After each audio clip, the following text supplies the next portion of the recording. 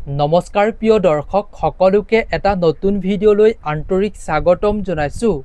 প্ৰিয় দৰ্শক, আমাৰ সকলোৰে ঘৰতে মানি প্লাণ্ট অৱশ্যে আছে। মানি প্লাণ্ট ঘৰত থাকিলেই নহ'ব। এই ভাদ মাহত আপুনি আপোনাৰ ঘৰত থকা মানি প্লাণ্ট গছজোপাত আপুনি দুটা বস্তু অৰ্পণ অৱশ্যেই কৰিব। মানি প্লাণ্টে তেতিয়াহে আপোনাক সহায় কৰিব, ধন আকৰ্ষণ কৰাত সহায় কৰিব, লক্ষ্মী দেৱীক আকৰ্ষণ কৰিব, যেতিয়া আপুনি এই দুটা বস্তু এই মাহত অৰ্পণ কৰিব। কেৱল এখন ঘৰত মানি প্লাণ্ট থাকিলেই নহ'ব, সেই মানি প্লাণ্ট গছজোপাত কিছুমান বস্তু অৰ্পণ কৰিব লাগে আৰু কিছুমান আপুনি নীতি নিয়ম মানি চলিলেহে মানি প্লাণ্ট ৰখাৰ শুভ ফল লাভ কৰিব পাৰিব। আমি আজিৰ এই ভিডিঅ'টোৰ জৰিয়তে মানি প্লাণ্ট ঘৰত যদি থাকে, যিখন ঘৰত থাকে এইখন ঘৰৰ ব্যক্তিসকলে কোন দুবিধ বস্তু এই ভাদ মাহত মানি প্লাণ্টৰ গুৰিত দিব লাগিব তাৰ বিষয়তে প্ৰস্তুত কৰা হৈছে এই ভিডিঅ'টো। গতিকে আপুনিও যদি আৰ্থিক উন্নতি কৰিব বিচাৰে, মাতা লক্ষ্মী আপোনাৰ ঘৰত বসতি লোৱাটো বিচাৰে, তেন্তে ভিডিঅ'টো শেষ পৰ্যন্ত খুব ধ্যান দি চাই থাকিব।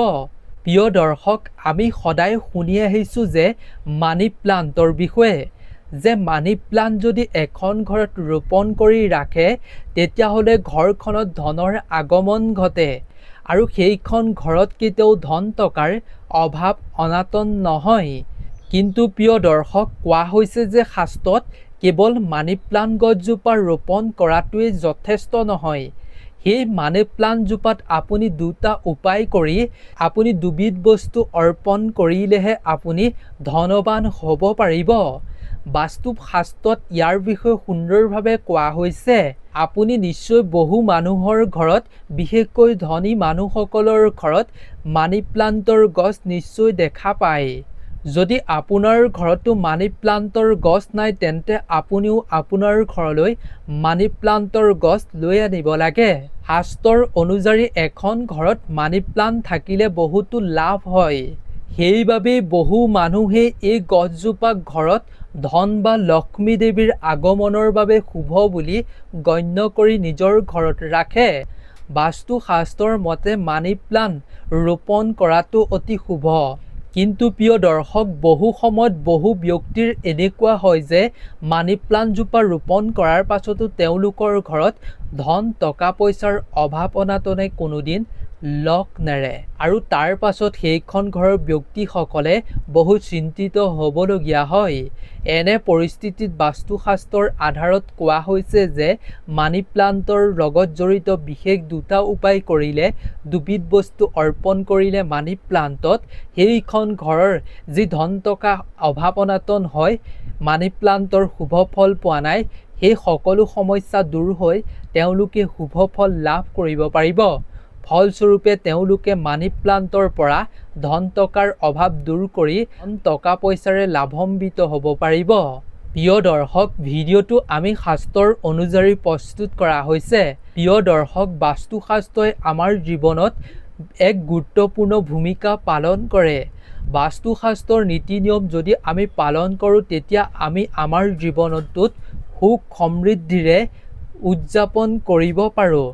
বিশ্বাস কৰা হয় যে বাস্তুশাস্ত্ৰৰ এই নিয়মবোৰ অনুকৰণ কৰিলে ঘৰত সদায় ইতিবাচক শক্তিয়ে বাস কৰে, ফলস্বৰূপে ঘৰখনত সুখ সমৃদ্ধি থাকে।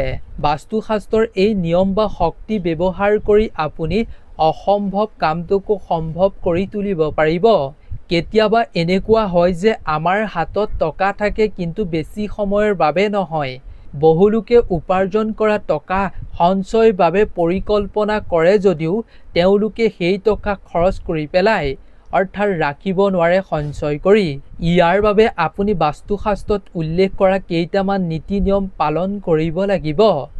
প্ৰিয় দৰ্শক, আহক তেন্তে আমি সেই দুবিধ বস্তুৰ বিষয়ে জনোৱাৰ পূৰ্বে বাস্তুশাস্ত্ৰত কোৱা এই নীতি নিয়ম কেইটা আমি জানি লওঁ, যিকেইটা নীতি নিয়মে ঘৰখনৰ সকলো সমস্যা দূৰ কৰিব, টকা পইচা ঘৰখনত জমা কৰিব পাৰিব, আৰ্থিক উন্নতি কৰিব পাৰিব। কেৱল মানি প্লাণ্ট ঘৰত থাকিলেই নহ'ব, এইসমূহ কথাও আপুনি মানি চলিব লাগিব। গতিকে বাস্তুশাস্ত্ৰত কোৱা এই কথাসমূহ আমি জানি লওঁ। তাৰ বিষয়লৈ আগবঢ়াৰ পূৰ্বে কমেণ্ট ছেকশ্যনলৈ গৈ মাতা লক্ষ্মীৰ নামত জয় মা লক্ষ্মী বুলি অৱশ্যেই লিখিব, যাতে ভাদ মাহত আপুনি মানি প্লাণ্ট গছত এই দুবিধ বস্তু অৰ্পণ কৰি মাতা লক্ষ্মীৰ কৃপা লাভ কৰি আৰ্থিক উন্নতি কৰিব পাৰে ঘৰখনৰ। লগতে এটা লাইক অৱশ্যেই কৰিব ভিডিঅ'টোত। প্ৰিয় দৰ্শক, বাস্তুশাস্ত্ৰত কোৱা 1 নম্বৰটো পৰামৰ্শ হৈছে উত্তৰ দিশ ধন আৰু সমৃদ্ধিৰ দেৱতা ভগৱান কুবেৰ দেৱতাৰ দিশ বুলি গণ্য কৰা হয়। সেয়েহে বাস্তুশাস্ত্ৰৰ মতে আপোনাৰ ঘৰৰ সকলো মূল্যৱান সামগ্ৰী উত্তৰ দিশত ৰাখিব লাগে। ই আপোনাৰ বাবে সৌভাগ্য কঢ়িয়াই লৈ আনে আৰু আপোনাৰ সম্পদ দুগুণ বৃদ্ধি কৰাত সহায় কৰে। গতিকে আপুনি মূল্যৱান বস্তু সদায় উত্তৰ দিশতে ৰাখিব। 2 নম্বৰতে হৈছে ধন থকা বেগটো সদায় আপুনি ঘৰৰ উত্তৰ দিশত ৰাখিব লাগে। আপোনাৰ ঘৰৰ ধন আৰু গহনা ৰখা যিটো আলমাৰী, সেই আলমাৰীটোৰ দৰ্জাখন অৰ্থাৎ মুখখন আপুনি দক্ষিণ ফালে মুখ কৰি ভুলতো কেতিয়াও নাৰাখিব। ইয়াৰ প্ৰতি লক্ষ্য ৰাখিব। বিশ্বাস কৰা হয় যে ধন সম্পদ ঐশ্বৰ্যৰ দেৱী মাতা লক্ষ্মীয়ে দক্ষিণ দিশৰ পৰা ভ্ৰমণ কৰে আৰু উত্তৰ দিশত বাস কৰে। গতিকে আপুনি ভুলতো কেতিয়াও দক্ষিণ দিশত নাৰাখিব, নহ'লে আপোনাৰ আলমাৰীত টকা পইচা শীঘ্ৰেই খালী হৈ পৰিব। 3 নম্বৰতে হৈছে প্ৰিয় দৰ্শক, লক্ষ্মীয়ে বসতি ল'বলৈ আপুনি আপোনাৰ ঘৰত মানি প্লাণ্ট গছ ৰাখিব লাগে ৰোপণ কৰি। মনত ৰাখিব সদায় মানি প্লাণ্ট যদি আপুনি মাটিত নাৰাখে টাবত ৰাখে, তেন্তে সেই টাবটোৰ ৰং আপুনি সেউজীয়া ৰাখিব লাগে। প্ৰিয় দৰ্শক, 4 নম্বৰতে হৈছে আপোনাৰ ঘৰৰ কোনো সদস্যই ভুলতো কেতিয়াও বিচনাত বহি খাদ্য সেৱন নকৰিব। ইয়াৰ ফলত সেইখন ঘৰৰ ব্যক্তিসকলৰ ব্যৱসায়ত আৰু স্বাস্থ্য আৰু কাৰ্যকলাপৰ ওপৰত নেতিবাচক শক্তিৰ প্ৰভাৱ পৰিব। বিশেষকৈ ঘৰখনৰ মহিলাসকলে এনে ভুল কৰিলে ঘৰখনৰ প্ৰতিজন সদস্যৰ ওপৰতে ইয়াৰ প্ৰভাৱ পৰিব। গতিকে এনে ভুল কেতিয়াও নকৰিব। 5 নম্বৰতে হৈছে এখন ঘৰৰ পাকঘৰটো সদায় দক্ষিণ পূব দিশত থাকিব লাগে। 6 নম্বৰতে হৈছে ঘৰত লক্ষ্মী দেৱী আৰু ভগৱান কুবেৰৰ এখন ফটো থকাটো খুবেই জৰুৰী। 7 নম্বৰতে হৈছে এখন ঘৰত তেতিয়াহে মাতা লক্ষ্মীয়ে বাস কৰিব যেতিয়া ঘৰখনত এক শান্তিৰ পৰিৱেশ বিৰাজমান হয়। সেইখন ঘৰতহে মাতা লক্ষ্মীয়ে বাস কৰে। ইয়াৰ প্ৰতি আপুনি যত্ন ৰাখিব। 8 নম্বৰতে হৈছে প্ৰিয় দৰ্শক, বাস্তুশাস্ত্ৰৰ মতে আপোনাৰ ঘৰৰ খাদ্য খোৱা টেবুল তথা ড্ৰয়িং ৰুমত আপুনি যদি এখন পানীৰে ভৰা প্লেট ৰাখে, ইয়াৰ ফলত আপোনাৰ ঘৰলৈ টকা পইচাৰ আগমন ঘটিব। যিখন আপুনি প্লেট ৰাখিব নাইবা গিলাচ ৰাখিব, সেই গিলাচটোত আপুনি বিশুদ্ধ পানী ৰাখিব। তেনেকৈ যদি এটা পাত্ৰত পানী ৰাখে টেবুলত, ড্ৰয়িং টেবুলত, খাদ্য খোৱা টেবুলত, তেতিয়াহ'লে ঘৰখনলৈ টকা পইচা আকৰ্ষিত হয় বুলি কোৱা হৈছে। ইয়াৰ উপৰিও যিসকলে আৰ্থিক সমস্যাত বিশেষভাৱে ভুগি আছে, তেওঁলোকে নিজৰ মোবাইলত পানী বৈ থকা ৱালপেপাৰ ৰাখিব পাৰে। প্ৰিয় দৰ্শক, এই 8টা কথা আপুনি সদায় মনত ৰাখিব। কেৱল মানি প্লাণ্ট ৰাখিলেই যে আপুনি ধনী হ'ব তেনেকুৱা নহয়। এই বাস্তুৰ নীতি নিয়মসমূহ মানিলেহে আপুনি মানি প্লাণ্ট ৰখাৰ শুভ ফল পাব পাৰিব। লগতে আপুনি এই দুবিধ বস্তু এই ভাদ মাহত অৰ্পণ কৰক মানি প্লাণ্টত, তেতিয়া অধিক আপুনি সুফল লাভ কৰিব পাৰিব। আপোনাৰ ঘৰত মাতা লক্ষ্মীয়ে বাস কৰিব। সেই দুবিধ বস্তুটো কি, আহক আমি তাৰ বিষয়লৈ এইবাৰ আগবাঢ়োঁ।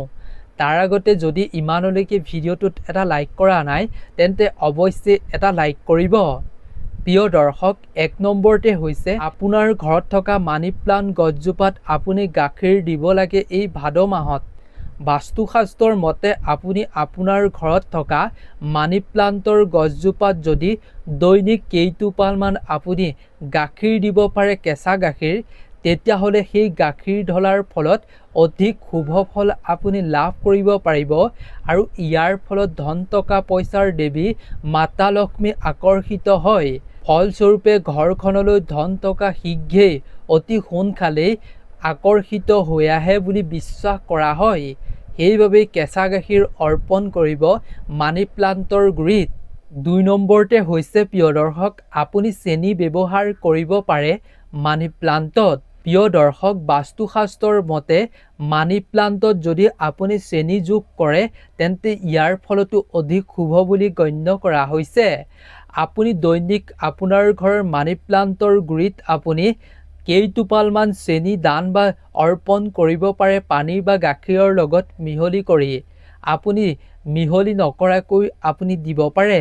ইয়াৰ ফলত ধন টকা পইচাৰ দেৱী মাতা লক্ষ্মী আকৰ্ষিত হয়, সন্তুষ্ট হয় এনে কাৰ্যত।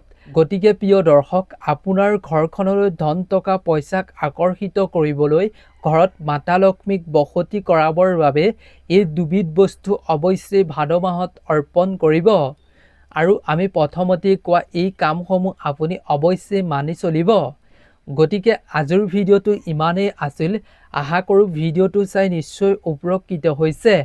যদি ভিডিঅ'টো চাই ভাল পালে তেন্তে আপোনাৰ বন্ধুবৰ্গ আত্মীয় স্বজনৰ লগতো যিমান পাৰে সিমান অৱশ্যেই শ্বেয়াৰ কৰিব। গতিকে আপোনালোক সকলো ভালে থাকক, সুস্থ থাকক তাৰেই আমিও কামনা কৰিছোঁ। নতুন এটা ভিডিঅ'ৰ লগত পুনৰ লগ পাম। ধন্যবাদ।